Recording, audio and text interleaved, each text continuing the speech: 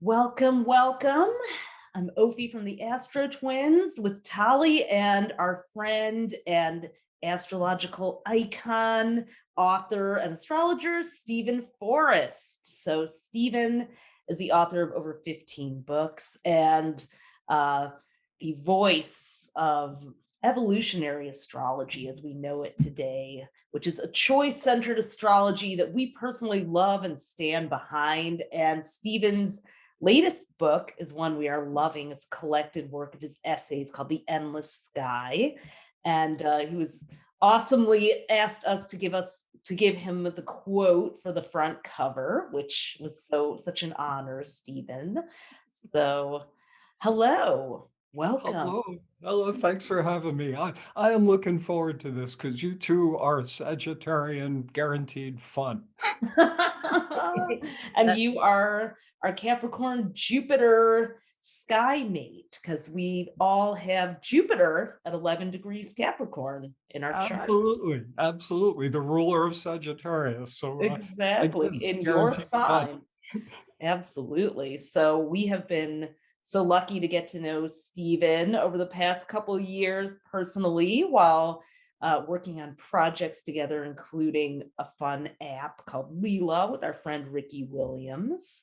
And just, your work has inspired us for many years, over 20, since we were first introduced to you by Sting himself, one of your one of your celeb clients. And yeah, so we're going to talk about a big thing in evolutionary astrology here, which is the lunar nodes, the north and south nodes, because at this time they're about to shift from Gemini and Sagittarius, that axis, to Taurus and Scorpio. So we're going to talk about what that means, Stephen, what you saw as the opportunities for growth, both in this past year and a half of the Gemini Sagittarius nodes, what we're moving into in this new cycle. And if you're new to the nodes, don't worry, you're going to love them. And I think the nodes are like a gateway drug to getting super obsessed with astrology. Yes. So, hi, Stephen. So, let's Hi. talk nodes and everything Yeah, else. okay. Well, the nodes, do you have a week? It's a science Exactly. subject. The most succinct definition of the lunar nodes I've ever encountered comes from a New York City astrologer named Michael Luton, who used an Alcoholics Anonymous metaphor. He said the South Node is the bottle and the North Node is the meeting. And if you imagine somebody struggling with the disease of alcoholism, they're really tempted to have a drink, but they know they should go to the meeting. The South Node is like a bad habit, and the North Node is the remedy for the bad habit.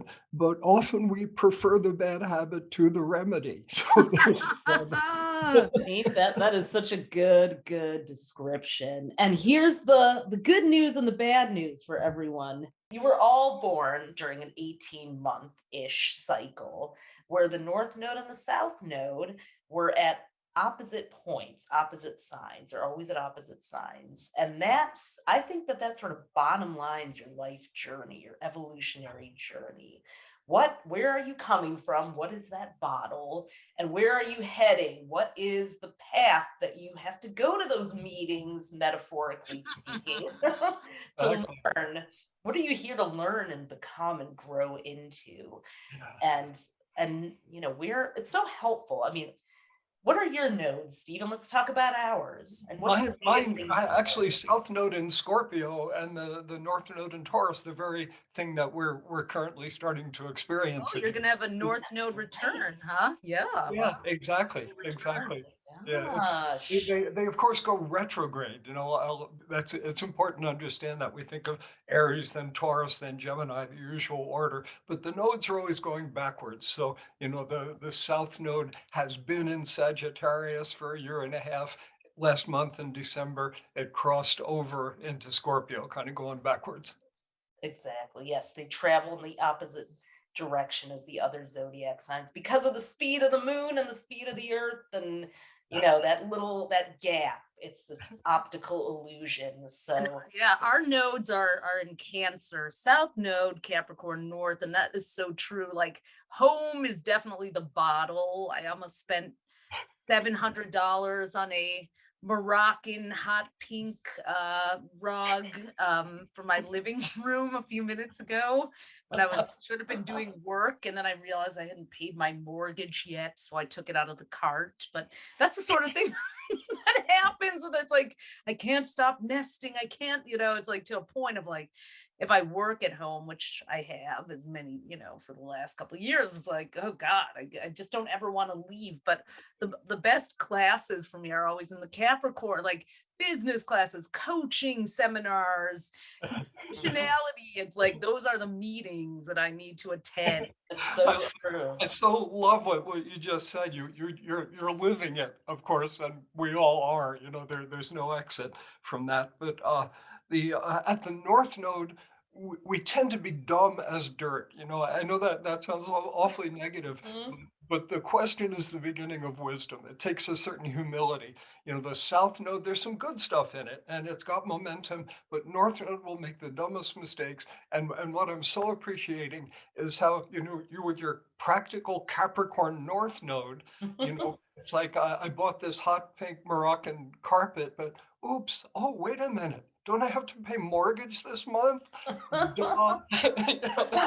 Exactly. It's like that didn't occur to me. It's You know, amazing how quickly a new brakes for the car will go out the window when I see like a southwestern decor crystal shop. It's like, wait, $200 seemed like a lot of money a minute ago, but now it's nothing. So yeah, it's right. I can finance that. Yeah. Yeah, I think Let me jump in and insult myself just to be fair. please do. So my own North Node is in Taurus, and that's a big subject. But one dimension of it is just the practical reality of having a physical body. I mean, it's in the sixth house for me, too, which makes that even stronger. And here, just in one sentence, last summer I went to a doctor and had a physical examination for the first time in 14 years. Yep. Yep. that makes so much well, it's like with the Scorpio South Node, you regenerate. That's your bottle is regenerative, at least, right? Yeah, your bottle always refills itself. Yeah. We would hope, exactly. Well, it's so I don't I want to ask how you got into the nodes and your astrological journey. For me, it just when we were doing a lot of chart readings, I would just notice that clients would be really good at their south node in a career and like a relationship pattern, yet they'd be unhappy and unfulfilled a lot of the time. Like with my Cancer South Node, I love a beautiful home and I need one, but if I spend too much time at home, I get very stagnant. And it's like, it's like I hate getting dressed and taking a shower and having to get out into the world. But if I don't, I definitely get stagnant. So um, I feel like something happens to catalyze you into your North Node. I think of like your South Node as your native language, and then the North Node as the new language you're learning how to speak in this lifetime. You may still always dream in your native language, but if you practice it, you can become fluent in speaking North Node. And I personally think that that's part of our evolutionary journey in a body. Speaking of what you said. So, I mean, I'd love to hear your take on that, Stephen. Like, what do you think the function of the nodes are? Well, to give a sense of direction to your life. My Scorpio South Node, Scorpio the Scorpion, it's kind of attached to some dark and mysterious and complicated things, a big subject there. So I'm going to show my Scorpio South Node for a moment in response to your question. Here's, Yeah. here's the definition of the North Node, and here's a trigger warning for what I'm about to say.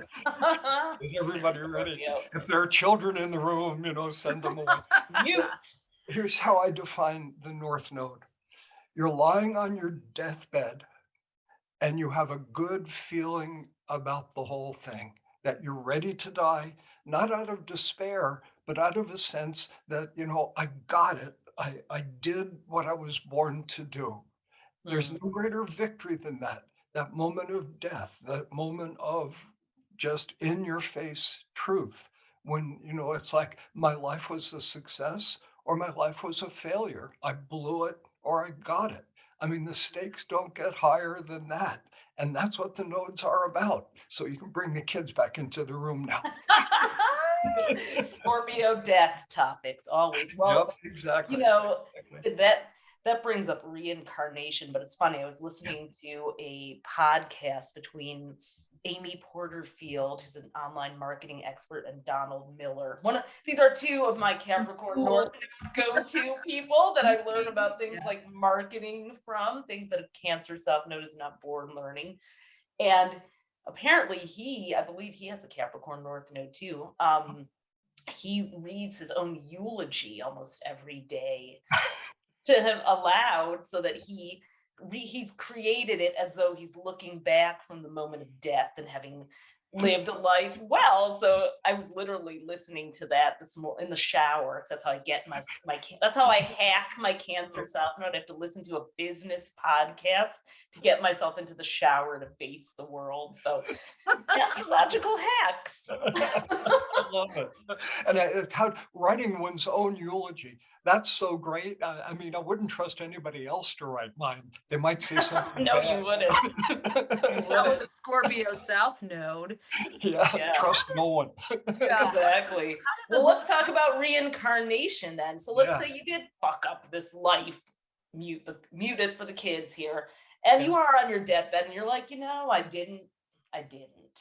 Do you get another chance? Yeah, I believe you I do. believe so. A little while ago, you asked a question, like what got me into Yeah. nodes, and really more broadly, what got me into evolutionary astrology. Yeah. And then the question kind of turned into another one. So we've been having. Let me go back to that one. It really is.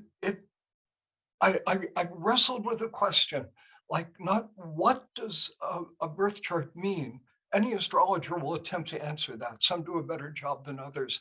But like, what does my chart mean? Standard question. The question that evolutionary astrologers ask is, okay, why do I have this chart?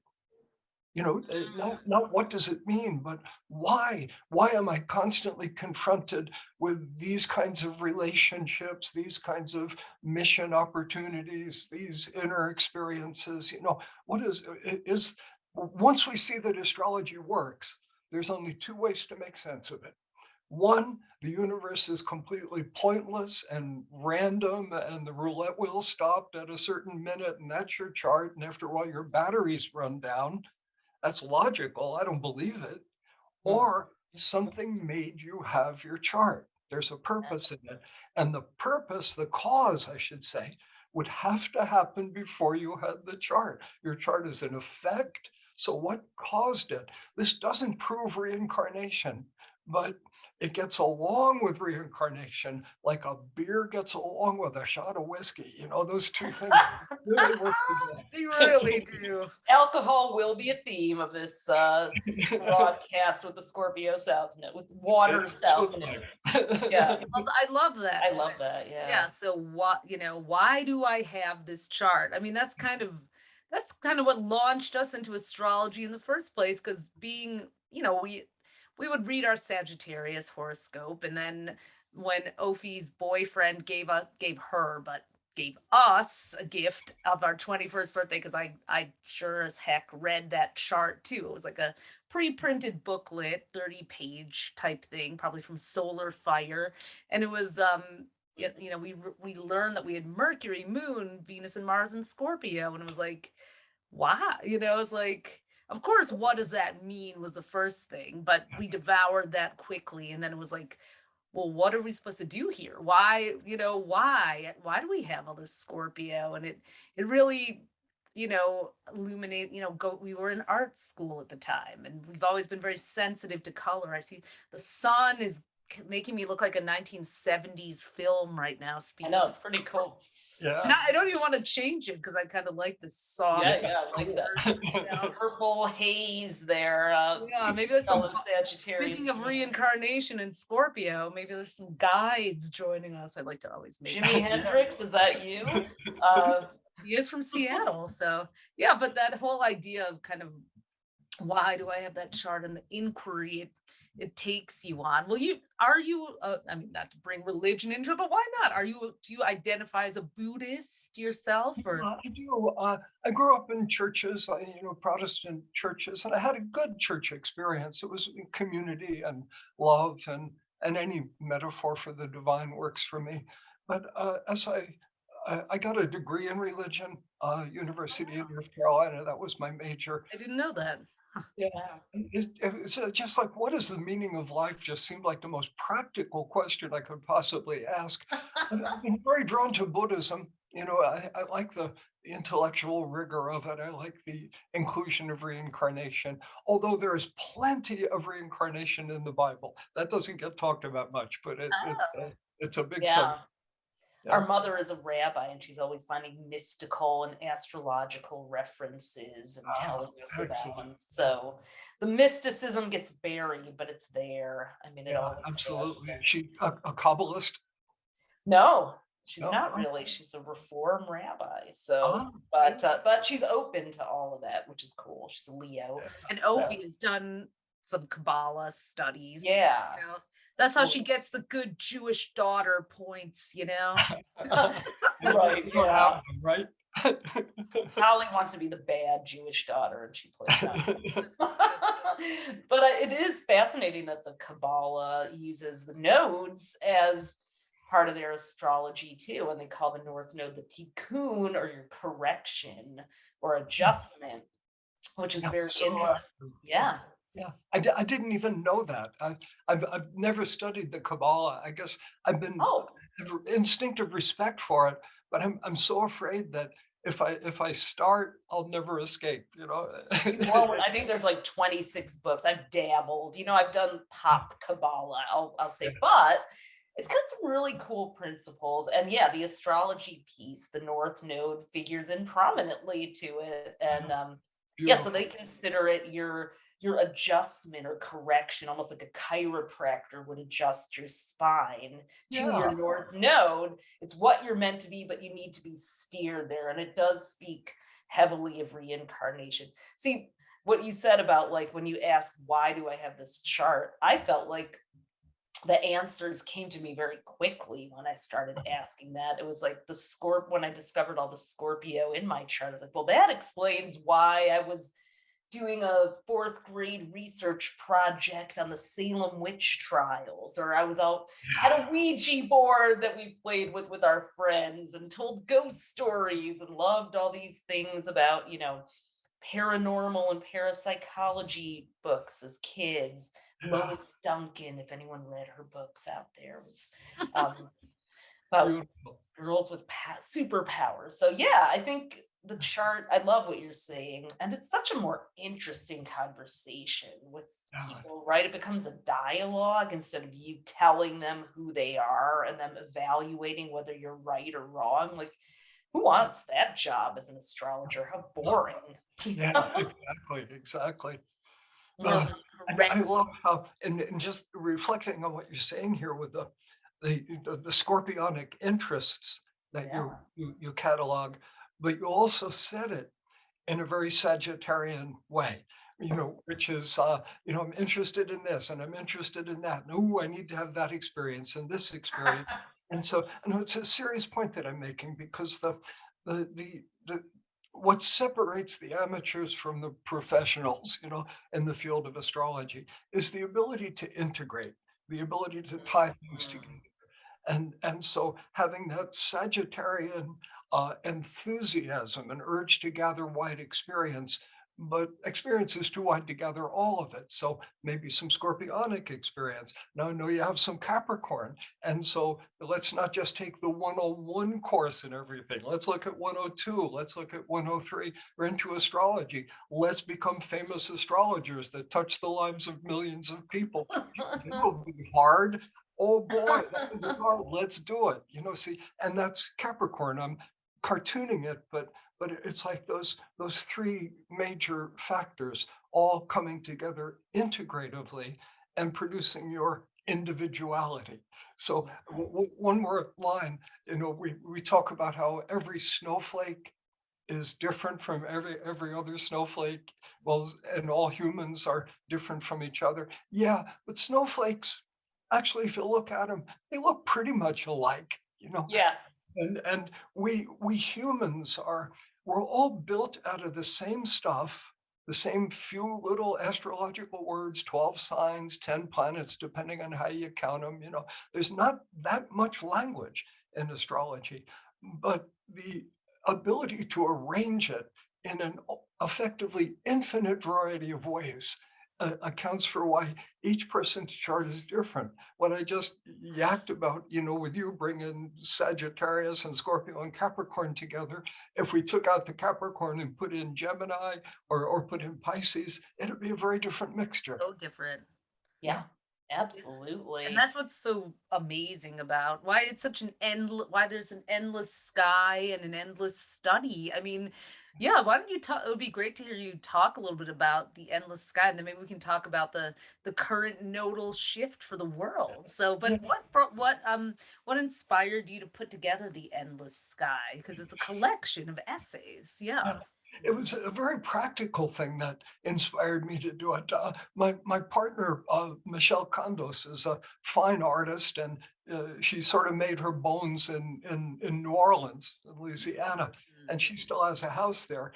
And we were going to go there last summer, and it's too noisy for me to record anything. So I couldn't do my normal work, but I was going to be there for 7 weeks because she needed to be there. I had to have something to do. So I said, I'll write a book, Jupiter and a natural Capricorn. reflex whenever I have a weekend off, Right. Just write another Totally. book. So I did something I'd been wanting to do for many years. All my life, I've been writing little essays and newsletters for various publications, my website, and so on. And I decided to just pull them together, big collection, 72 of them, 555 pages. I rewrote every word, to make sure it was kind of up to snuff. And that's The Endless Sky. It's a fun read. In the introduction, I describe it as pasta thrown at the wall, which is what I meant was it's kind of a chaotic mixture of just different things, interesting subjects. Like one of my favorite essays in it, just for fun. Back in my day, there was a rock band that was really famous called The Doors. Some of you may have heard of it.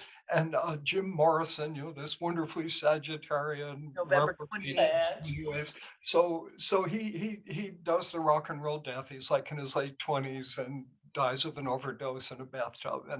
And 10 years later, his record sales went through the roof while his chart was all lit up with the symbolism of success.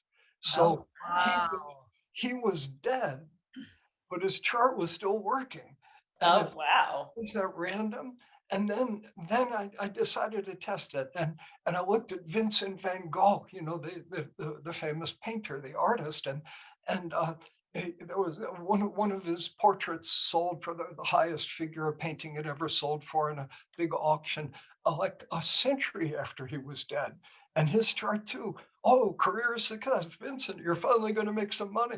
Unfortunately, you're dead, but Wow. yours will appreciate it.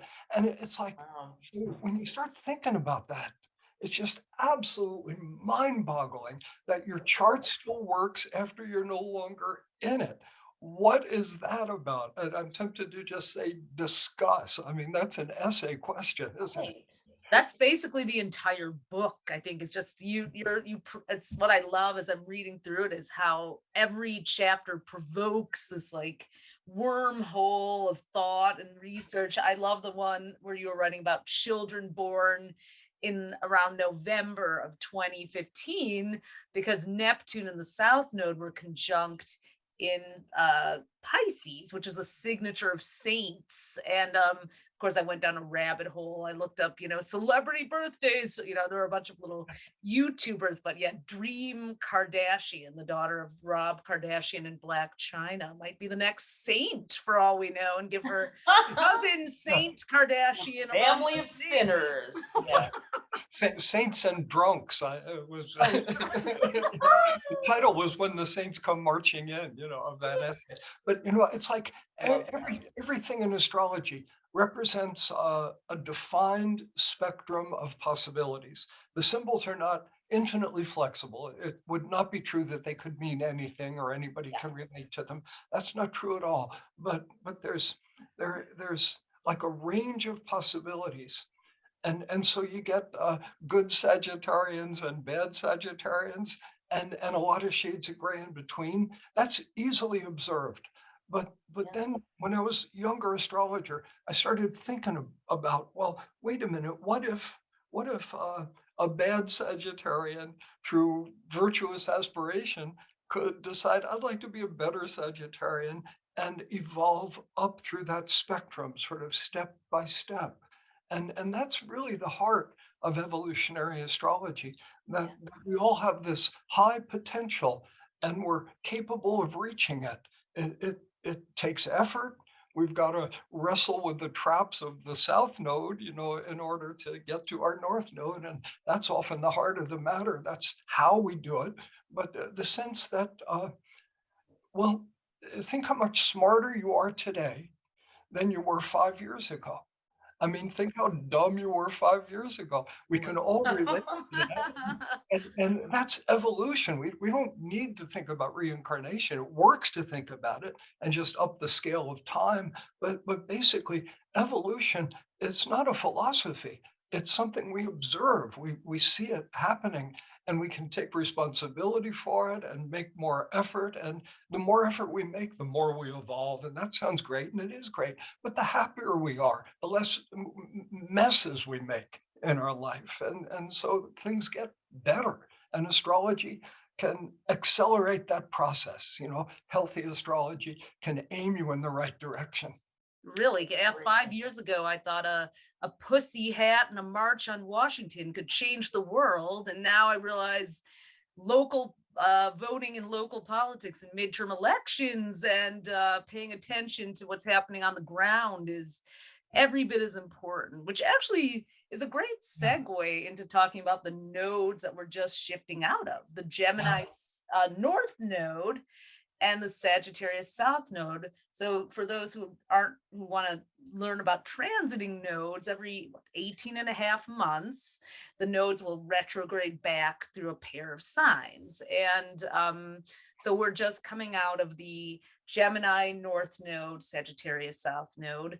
January 18th of 2022, they shift to Taurus and Scorpio. So, what do you think collectively that we learned from this Gemini, or hopefully learned from this Gemini Sagittarius? Where's the bottle and where's the meeting that Yeah. we're all aware of now? Yeah. Thanks, Michael Luton. That was so well. Delicious subject. So the 4th of June, I use the little techie thing very quickly. There's mean nodes and true nodes. They're always really close together. I like the mean node better. Yeah. That's the language I use. On June 4th of 2020, the South Node entered Sagittarius. It stayed there until it crossed into Scorpio this past December, on the 22nd of December. Mhm. So that's the timing. It's going to We're be just off by a month on our true nodes, but you know what? I'm feeling it both. I feel them both. Yeah, they're really close together. It's a hair splitter. Mhm. They're going to be South Node will be in Scorpio until July of 2023. So we're just kind of into this. So that's the timing of it, and it's so clear, once we start thinking about it. So we think about the dark side of Sagittarius. From the middle of 2020 up until recently. Now, Sagittarius has a beautiful side. If it was a North Node in Sagittarius, we'd just be praising it. But here's Yeah. in a nutshell, the dark side of Sagittarius is opinion. if I had to have just one word, to have an opinion about everything and to connect like two dots and create a cosmology. And like here, I'll let me embody stupid Sagittarius. Anybody who doesn't like anchovies on their pizza is going to go to hell. Yeah. It's like, what? Can we have a little respect for life's complexity? So religion, fundamentalism as a bad word, I don't mean to beat up fundamentalists in general, but as a bad word where we're condemning everybody and everything is rigid and there's one way to think, is Sagittariusosis, you might say. Yeah, the dogma of confusing opinion and fact. Exactly. So since the middle of 2020, have we detected a plague of conspiracy theories, of Yes. oversimplifications, of opinions that involve judging, dehumanizing, and condemning everybody else? It's the headlines. And then what's the cure? What's the cure? Since then, Gemini energy. Now, high Gemini, the North Node, an open mind, curiosity. Here's the mantra of Gemini. I might have been wrong about this all my life. Gee, an entirely different way of looking at this. See, that's been the medicine that humanity has been trying to swallow, but we've seen the disease pretty clearly as all the old rotten, fundamentalist, judgmental, opinionated karma of our species has exploded onto the world stage in the form of the headlines. Yeah. And Yeah. I hate to bring him up, but our former president, Donald Trump, has a Sagittarius South Node and Gemini North Node, and he made his exit. I think it was the day that I think he got COVID or something. It was like one of those days I had it. He had his North Node return, I believe. So Was it right at perfect? the end of his presidency. Yeah. Yeah, it was wild. It was like, did he pass the test? I mean, you were making me think, you guys, before about the Oscar Wilde quote that every saint has a past and every sinner has a future. So I love that one, and I do believe that anyone can elevate, that's my Sag, into their North Node, but how many meetings and how, are they going to need a sponsor? Are they going to need, all respect due to anyone in recovery. We're using your metaphor here, but it's such a Yeah. good one because we all are souls in recovery, and that's why we had to come into Yeah. bodies, I believe. After Exactly. seeing thousands of charts, I'm like, yeah, why were you born? Why did you get this chart? It's your map to what you're in recovery for spiritually Well, throughout your Donald Trump lifetime. maybe, I mean, it's just so interesting that the big lie was the campaign that has waged on throughout when Stop the Sagittarius, the sign of steal. in its highest vocation, is the sign of the truth teller, but like the big lie is the not, is what's real. It's being said. Well, we don't have to get into. Well, Kamala Harris also has a Gemini North Node, interestingly. She's Interesting. born in 64 or 65. So yeah. So so I thought that was interesting. Joe Biden's, I believe, a Pisces South Node, Virgo North, or the other way around. I can't remember, but We had the this gets a little techie, but I can say it quickly. The progressed midheaven of the chart for the United States, like our evolving reputation in the world, takes about 30 years to get through a sign. It entered Gemini right around the time Trump was elected. And wow. we have the president who's a Gemini, not always illustrating the highest side of it. And Mike Pence was a Gemini. And I believe William Barr is a Gemini as well. So, suddenly we have this flood of Gemini energy. Objectively, my editorial is crappy Gemini energy, Yeah. state of it. And And crappy what's fascinating- Sagittarius energy too, Yeah. because Steve Bannon and oh gosh, what was the guy? I Blake. Andrew Cuomo, who is a Sagittarius, and his low Sagittarius vibe stuff. And even with the her. FBI director who got who Comey? no. Oh no. Oh yeah, Comey, yeah, James, yeah, Yeah. he's a Sagittarius, and it's Yeah.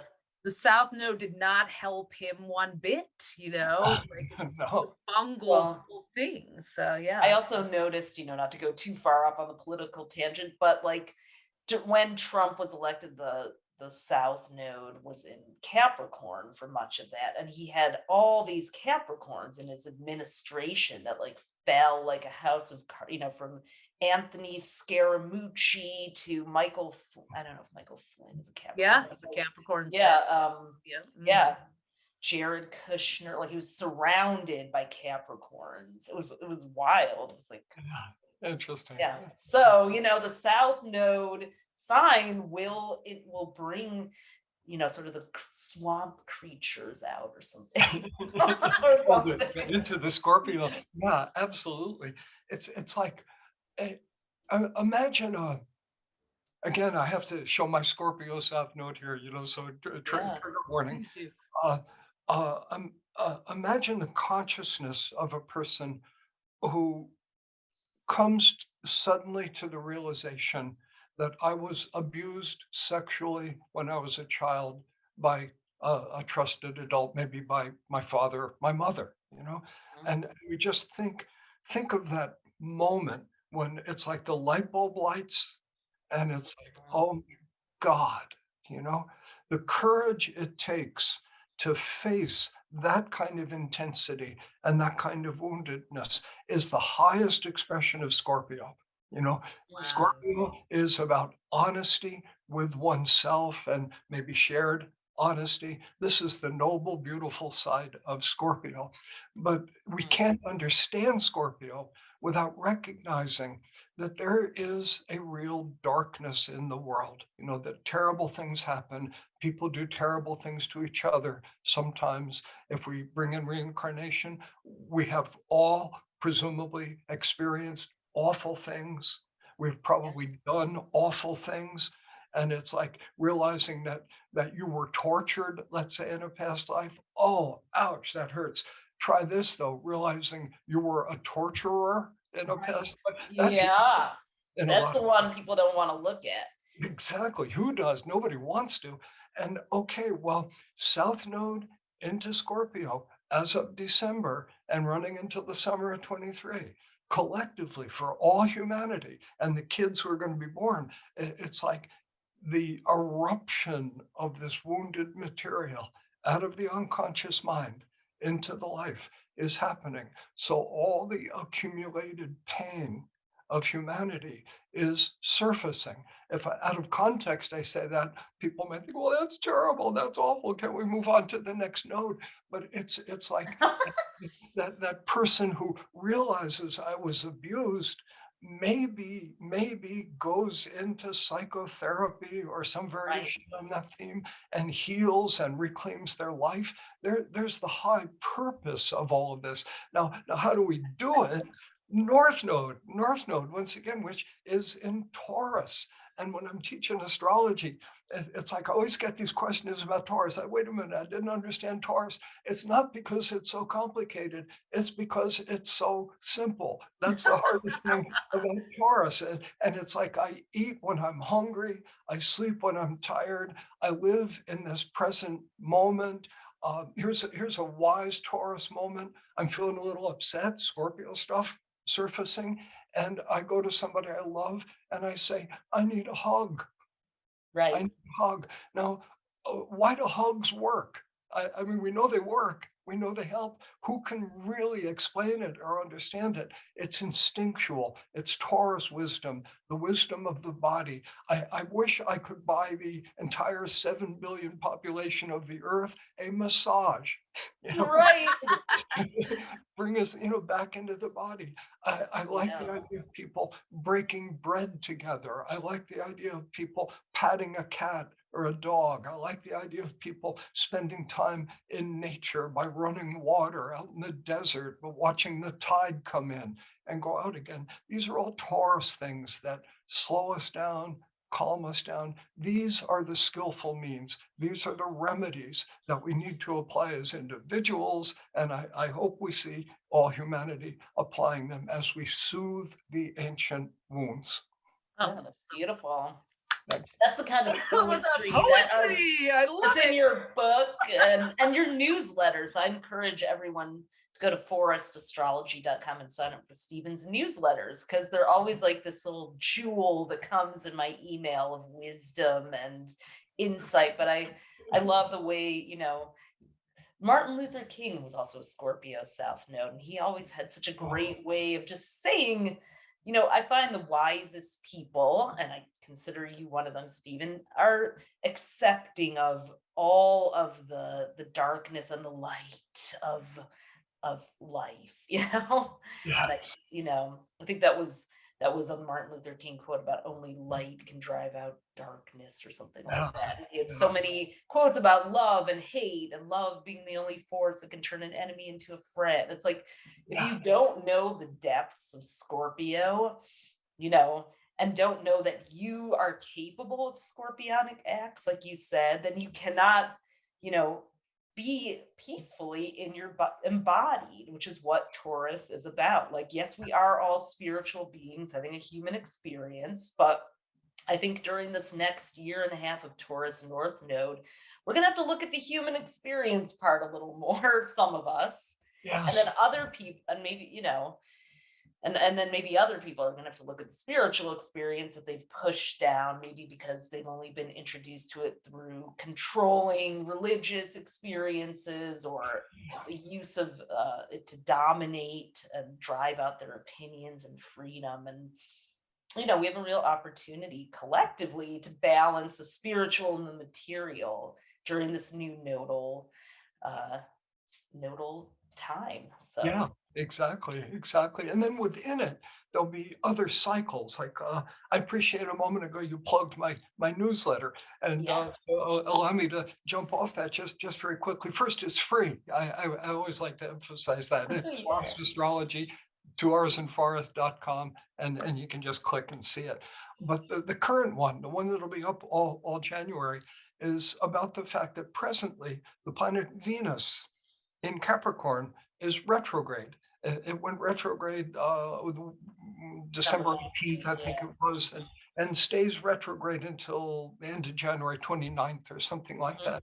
And, Mhm. and so it's like it has individual meaning. If maybe it hits a sensitive place in your own birth chart, but for everybody, when a planet is retrograde, when it's going backwards, it's going back into the past. It's covering ground that it has covered already. And so there's a theme of kind of I'd start with the word remembering, but it's a little bit deeper than that. When we start to recognize that we have experiences, and let's say I'm 12 years old and I have an experience, and I remember that experience filtered through my understanding of life as a 12-year-old. I write the memory when I'm 12 years old, and that's the best I can do. And then it's stored like a book in the library called my memory. And then years later, maybe I go back and reconsider that experience and look at it through the eyes of my present maturity. And so I re-understand it. I, in a sense, rewrite my history, but not to make it sound better, just to make it more honest, make it wiser, make it clearer. And retrograde planets are like that. And this month, we all have this collective opportunity to go back and think about what really happened in our relationships in this lifetime. It's like, what was my part in a relationship that didn't work well? The classic question is, if I got my heart broken, so why did I choose that person who broke my heart? What Right. what responsibility can I take? And it's not about beating ourselves up. Far from it. It's about empowering ourselves. If we live in a universe where terrible things just happen to me at random, if that's my belief, there's no power in that. But when we realize, I screwed up and I don't have to screw up anymore, okay, I face the truth, but it makes me stronger, wiser, happier. So retrograde Venus, I've got a long discussion of that, probably 1,000 words in my newsletter. Yeah, I just saw it. It's so good. And that's in a way, we're always going we should always be going retrograde. I like to think of it as like a software update to your phone. And I the mean, fact that the fact that the nodes go retrograde yeah. really underscores that. Previous Gemini Sag nodes, the last one was September 11th. Happened, and it changed the way we traveled forever. We had to, I believe it began 1 month later in October of 2002, but we had to take our shoes off at airports and go through these extra security checks. Well, COVID changed travel for during the 2020. So it's like and then xenophobia raged both of those times. There's a And the Muslim South Node was ban in and Sagittarius, which rules travel and global relations and international exchange. So I'm thinking that the Scorpio South Node is going to make us look at our part. I mean, we have ships stuck in, freighters stuck, unable to unload, and supply chain problems. Well, the question isn't how do I get my prime delivery faster, but more like, do I need all this stuff? I think, Scorpios, like, how am I participating in these freighter, like the whole, it's I don't know if you've thought about money. And I mean, we have Scorpio and Taurus that always connect to finances too, and it's like, Yeah. how are, we've got cryptocurrency, and we've got, but the whole, okay, so we stopped buying stuff made overseas that's stuck on a freighter, and then entire economies collapse. So we're like, you pull one thread and another comes falling. It's like, If you hadn't bought that pink Moroccan rug, a child would be starving somewhere now. that I may be didn't buy true. it. I didn't buy it. My Capricorn North Node stopped me, but yeah. But You maybe, starved now before that we're talking Yeah, about exactly. Great. Now a kid is starving. child, someone is looming that right now, according to the picture on Etsy, The good news is it's so beautiful, it'll probably get bought quickly. But yeah, no, it's so true. I think so. What do you think that we're gonna collectively do you think we've collectively healed anything during these Gemini Sagittarius nodes? Do you think we've just become more aware of it? You know, what do you Yeah, think, Stephen? I think so. I'd like to keep my feet on the ground, and be realistic about things. And life Mhm. is hard, but as a counseling astrologer, which is really my daily life, you have to believe in people, and collectively and individually. If we lose our I had dinner with Andrew Weil once, the famous integrative Yeah, medicine. yeah. Oh, And cool. it's a kind of a long story. He's a wonderful man. And he and I sat together, and he said something I'll never forget. He said, "Never have a doctor who doesn't believe you can get well."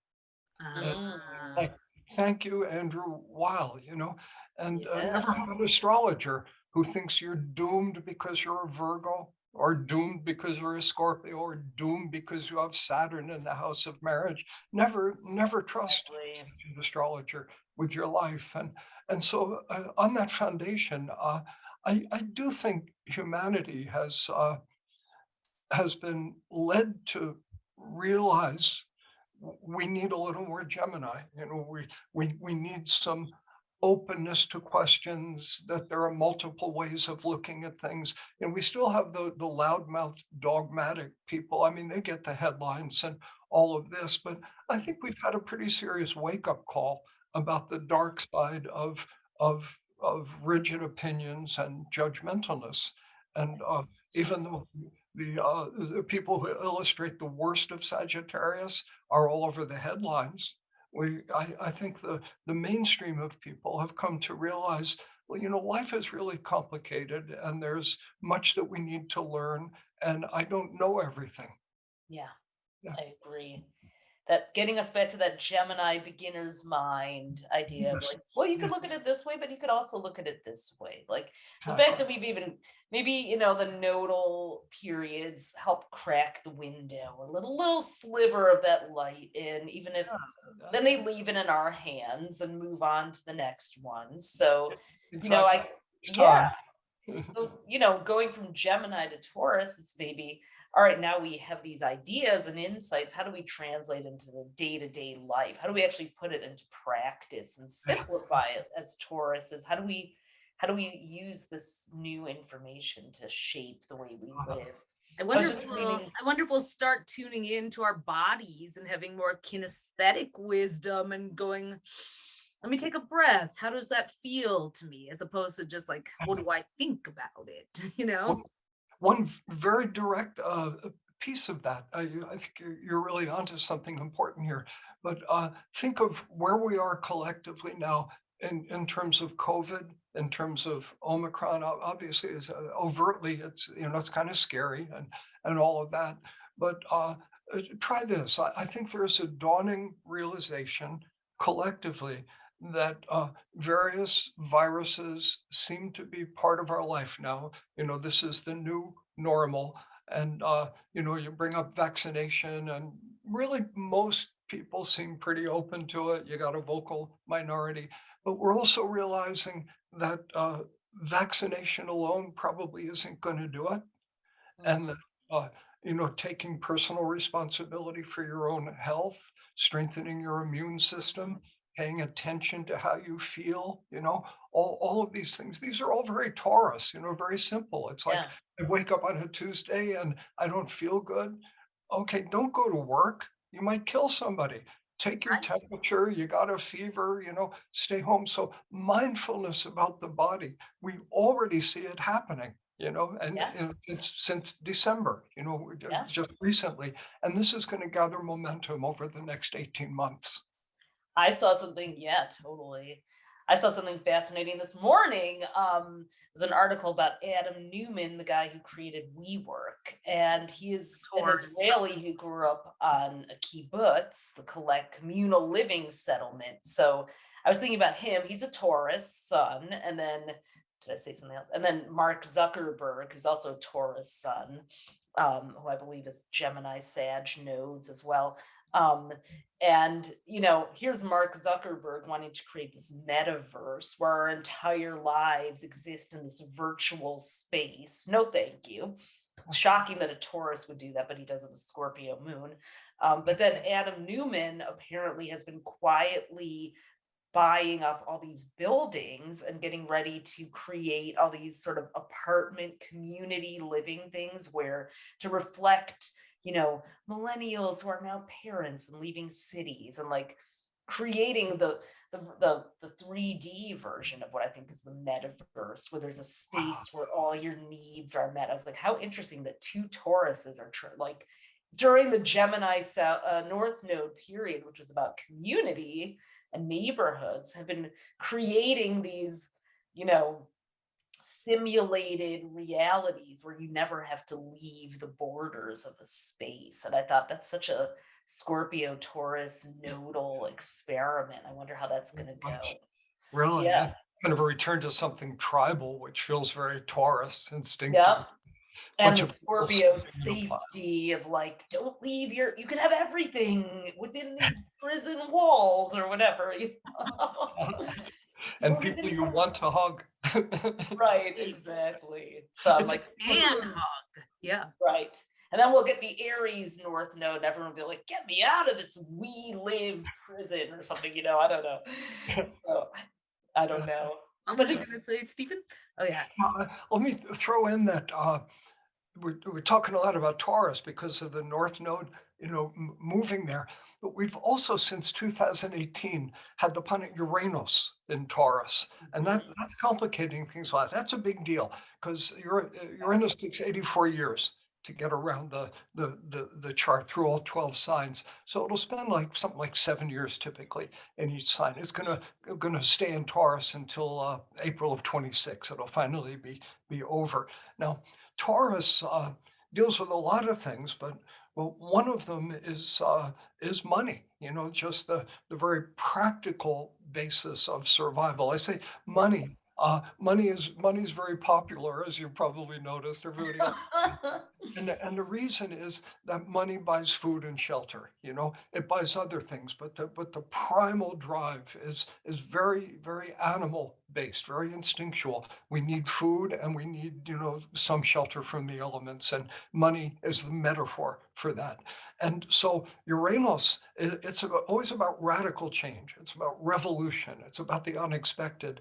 And so while Uranus is in Taurus, 2018 through the beginning of 26, there's a high probability of a fundamental reorganization of the human relationship with money, the banking systems, et cetera, et cetera. Absolutely. We hear about like the end of capitalism, late stage capitalism, who knows quite what that'll mean, but it's worth saying. And if you forgive me, I get excited about this stuff and start rants, but just very, very quickly, Bring them we're, on. we're We love your rants.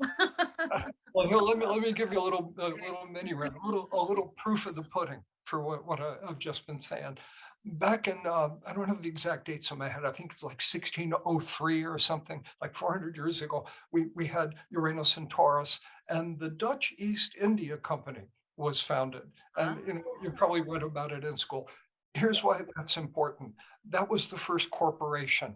That was the first business where people could buy shares in the business and profit if the business profited. A corporation, gee, there's a new idea. Nobody had ever thought of it before. And of course, it completely reorganized the world economy. Back to the Netherlands, starting that. Then last time Uranus was in Taurus, 1930s. And here I sound like, American US person, but the New Deal, suddenly Social Security, et cetera, et cetera, the Federal Reserve, the whole restructuring of essentially the modern economy, Uranus and Taurus. And here it is again. Here it is happening another time. So we'll see what that brings. And Oh, it's so yeah. fascinating because it's gonna coincide with Pluto shifting from Capricorn to Aquarius.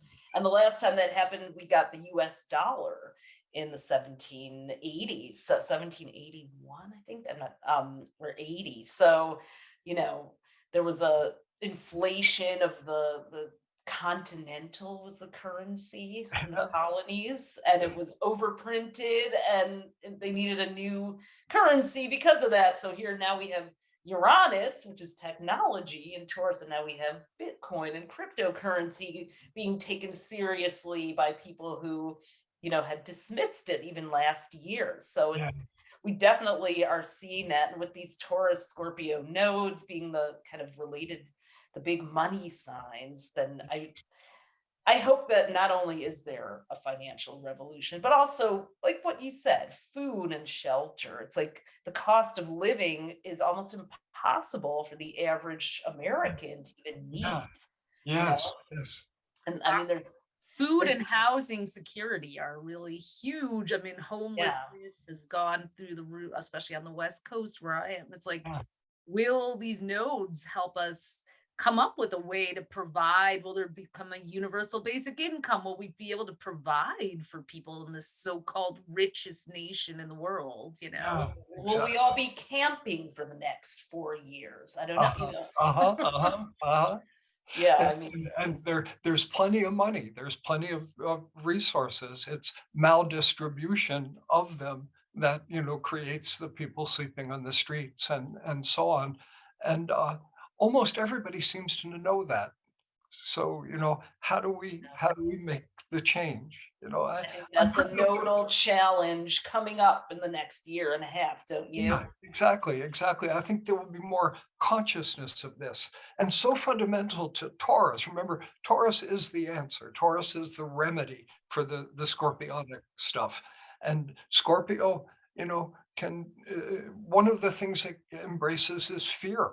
Everything uncomfortable has the scorpionic quality. And so, I might not have anything to eat tomorrow. I might be thrown out of my house tomorrow, that kind of karma ripening now. And what's the answer? Well, Taurus wants peace. It wants some stability. It wants some security. I use the word simple a lot with Taurus. I've already used it once. And so that famous line, live simply so others might simply live. Oh, I I love like that. that. I love Yeah, that. isn't Yeah. it's so Taurus, you know?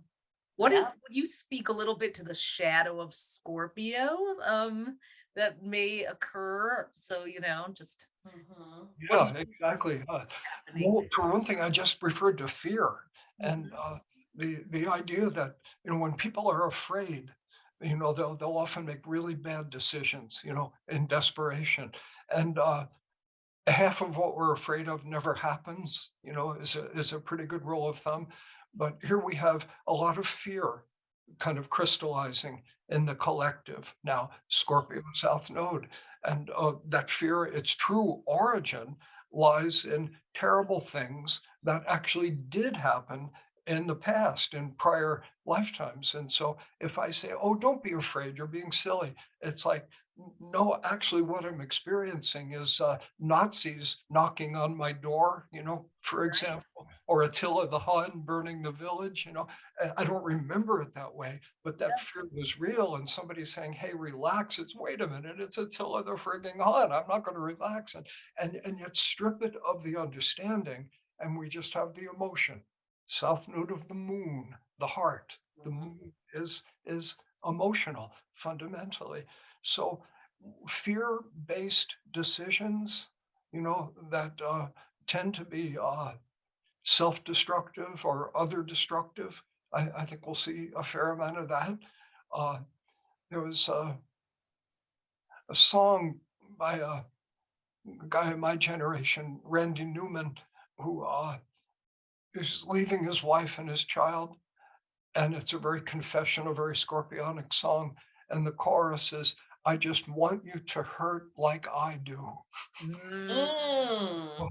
Yeah, I mean, what a goosebumper of a line, and I think we're gonna see negatively, Scorpio South Node, we're gonna see a lot of behavior that really has that at its root. I just want you to hurt like I do, as we're projecting out onto society the pain in ourselves. I don't I would never want to be narrow about that, like, there's Stephen Forrest's prediction, for the next year and a half. yes, of course. I prefer my prescription, which is it's time to deal with this. We're ready to deal with it. And the way to Yeah. deal with it is pat your cat, get a massage, break bread with people you love, live simply so others might simply live, stay in touch with the flesh and the wisdom of the flesh. There is a way through it. And I Yeah, know Yeah. that. and the shadow work, turn it into shadow work, also, I mean, I'm thinking like there may be some people who really get in touch with that, like vengeful side of their nature, their desire to destroy and kill and burn down small villages because I'm thinking about Chiron being an Aries, like suppressed anger could really take a turn. I mean, it has been, as we've got all these radicalized factions happening here in our country, the Taliban, in Syrian refugee camps. I was reading about the women turning on the women, and there's like a lot of like, there's just a lot of disempowered energy turning into vengeance and violence and addiction also with the Yes. opioids. So I'm Yeah. wondering, yeah, Well, I mean, what I'm getting from this conversation is like, the South Node is kind of also the collective hairball that we cough up. Since we're talking about petting the cat, it's like it's time to deal with this, and that's why it's showing up now. It was time, the media stopped being fun. I was a media and pop culture junkie until, but then with the Sag South Node, Gemini North Node, it was no longer fun. It was like the news cycle dominated our lives because of COVID, but it was like we Yeah. couldn't get unglued, and then we're downloading all this information and anger and rage, and we had to see the shadow side of that, and I think a lot of us did. For It was awesome at first to have so much info at our fingertips until it wasn't, and so I think it's the same thing. Like these quote unquote shadow dark emotions or whatever that we need to get in touch with if we're ignoring and suppressing them. But if they overtake us or we don't bring consciousness and I think, you're Taurus being the embodiment. Like if we don't feel it in our bodies, if we try to rush through them or suppress them or project, like you said, or, you know, turn them into like get relief by seeking vengeance on someone, then we're not learning the lesson. Like Yeah. feeling feelings in your body can be really scary because they overtake you, they wash over you. You think you won't survive. It feels like you're gonna die to get Yeah. scorpionic about it. Like I was reading it's a great book I would recommend. It's called The Endless Sky. But in addition to that one, there's a Gemini twin neuropsychologist, Helen Fisher. She has a book called Why We Love, and it talks about all the chemicals related to love and abandonment and what your brain actually does, or how, you know, how we seek dopamine from relationships. So it's really refreshing. Taurus is also very brass tacks. I think it's also really refreshing for someone to let you peek under the hood. Like we're all sold these bullshit stories about love and all these other things, but underneath that, there's a lot of brain chemicals firing off and flooding our systems. And I find it very helpful to understand what those are and what's happening to me in those moments. Like, if you want to get a hold of this, takes us back to Michael Luton's bottle and meeting, you know, like, why do you drink? Why are you made the way you are? Why do you have this chart? You Yes. know, really go in there with the Scorpio South Node and take it apart and understand. So there's an opportunity, I think, for that. Yeah. Mhm. Absolutely. I that's all very Taurus, you know, that attunement to the body and our Yeah. scientific understanding of dopamine and so on. Absolutely. I welcome that. Allow my Scorpio 12th house South Node to add a comment, not a contradiction, just another perspective. There will come a time for every one of us when we no longer have any body chemistry at all. That's called being dead. Mhm. And we can still love. Souls can love. I don't like to reduce it to body chemistry, but being open to the physical reflection of the deeper soul processes, I welcome that. Oh yeah. Give me a good ghost, you know. I work in I have an office, a little office space I go to sometimes that's in this old hotel, this like, and I know it's haunted. So it's like, aren't you afraid sometimes being in there alone? I was like, I'm more afraid of the living people. The ghosts in here, they're awesome. They inspire my creativity. If a real person walks in, then I'm gonna get a little nervous and lock the door. You know? Can you Gotcha. say a I little I more teach about up in, that? back before COVID, I used to teach a lot at a place called Lilydale in upstate New Oh, York. you did? It's a Oh, Okay. yeah. spiritualist community. I've been there many times, good friends there. And it's amazing because they communicate with the dead. And I'm sitting there in a group of like 70 or 100 people, I guess, outside under the oak tree, and a medium is up there on the stage, and she's saying, I I have someone here, like on the other side of the veil, and her name is Olive, and she died in a car accident. Does anyone understand? And a woman jumps up and she's crying. That's my grandmother. She was killed in a car. I mean, the stuff, Yeah, it's yeah, just yeah. goosebumps. It's so convincing, it's so real that the dead, so-called, they're still here. Oh yeah. And I mean, we'll have to do another recording about that as these nodes wage on, because, like I said, as the sixth grader who got a Ouija board at Toys R Us, and that was my favorite activity. Our mother got it for us, actually. I didn't see anything wrong with it. I was like, who are these people coming in here? Yeah. Um, Yeah. so maybe it's a little naive, but I look forward to seeing how the, alive and dead in human form continuum Well, changes. we've got Jupiter and Neptune conjunct in Pisces on April 12th, and that's the first time since 1856, which was the heyday of the spiritualist movement when seances were happening everywhere, not just in The Lily White Dale, House. or Yeah, yeah. Ophi's fourth grade, I played. I was Abraham Lincoln's wife was the seance queen, you know, Yeah. supposedly he haunts the White House and people oh be wow. yeah. Like, I have a webinar coming up on March 5th on that very subject. You Woo! do? Oh, Can't cool. We'll I'm be wait. gonna there. do I've made about an hour recording of an analysis of the Jupiter-Neptune conjunction, and then we're gonna play that and then do a Q&A probably for another hour, March 5th. It's all up on my website. It's a Ooh, I huge can't deal. wait And for I that. love you bringing up the last time, like with the roots of the spiritualist movement, 1856, the conjunction, but Neptune entered Pisces in 1848 or something like that and stayed there, I don't know, 15 years. And just this renaissance of interest in spirituality on the planet Earth back then. And now 2011 and 12, it re-entered Pisces. It's there now, stays there until 25, 26. It's kind of in and out at each end. And so we are currently living through a spiritual renaissance. What Sure does the fish know of the sea? But how many people, if you think about it, how many people who were, for example, studying astrology 10 years ago are now full empowered astrologers? How Oh, many yeah. people who learned about meditation 10 years ago are now yoga teachers or meditation teachers?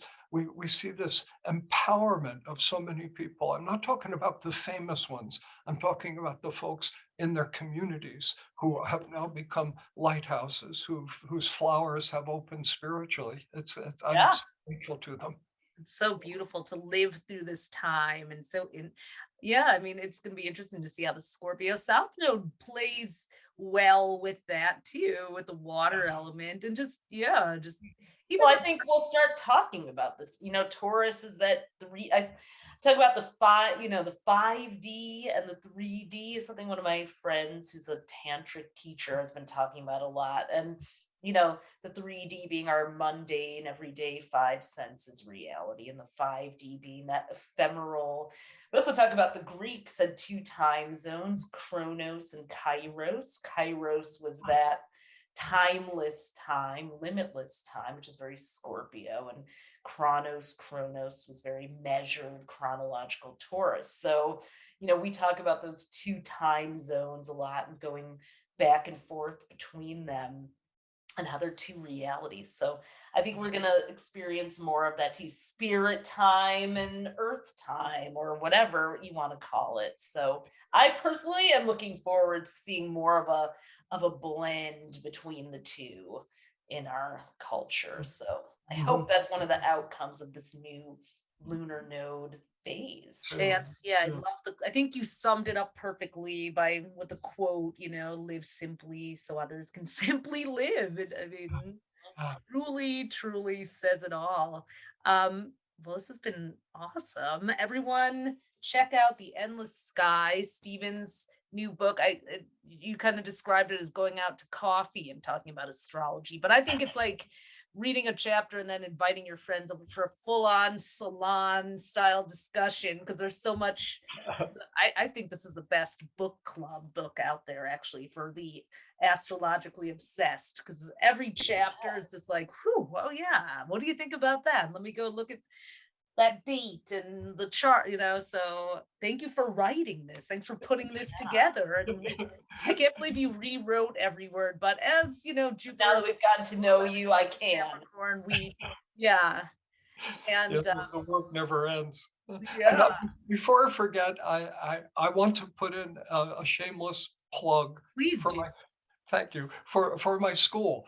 During one of the ways I've celebrated COVID, I used to travel all over the world teaching astrology, but we've been creating an online school, serious. We call it a trade school for the soul. Somebody wants to just learn how to do this kind of astrology for a living. It's not you have to do that, but the school will empower you. It's like 4-year program. It's very intense, very fun, deep. Forrest Astrology .center, just like my website, except instead of .com, center, and you can read all about it. We've got about 150 students. We've been functioning for about a year.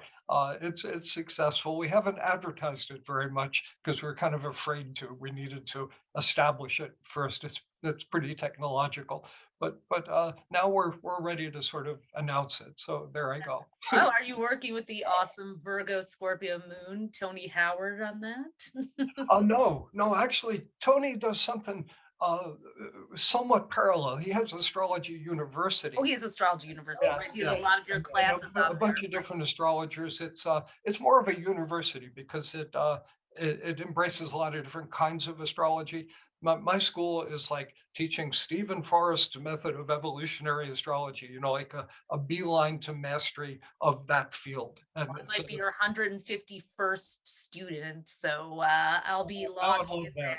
Because What I an read, honor Yeah. that would be. I read in the Endless Sky that you wanted to pass on your for your years of study and philosophy to others, and that was really important to you. And I was like, oh, how's he going to do that? So I'm glad you mentioned that. That's Forrest with 2 R's, everyone, by the way. So forrestastrology.center, that is where we'll find it all. ENTER, not the Canadian British spelling that's RE.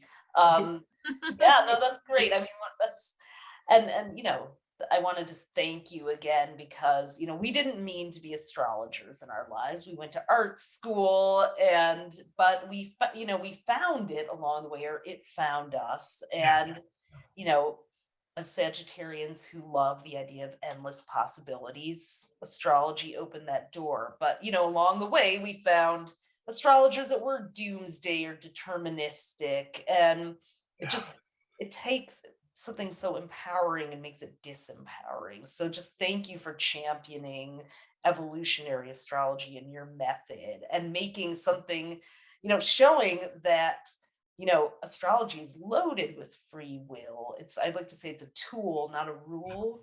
And it can be used, as you say, choice centered astrology. Mhm. It's like, you don't drive without, just because you drive with the GPS doesn't mean you follow every turn or stop looking at the sights along the way. And that's how I see evolutionary astrology. Yeah, Like, beautifully helps said. you enjoy the sights even more because you're not worried about making a wrong turn all the time. But at any time you could take an alternate route. Exactly, exactly. I think about like the meteorologist, the weather person on TV says it's going to rain today, So do you bring an umbrella or do you count Or on you getting don't. lucky, or it's your choice. It's your choice. But Right. here's the weather. Here's the weather. Exactly. I Right. love it. Well, thank you, Stephen. We could talk to you all day and we'll do this again. Yeah, I'd love that. I'd love that. This was serious fun. Thanks so much Seriously, for well, having it's me. such an honor for us to be able to do this. And I know everyone who's listening is going to just love hearing your take on things. So until the next time. Yep, sounds good.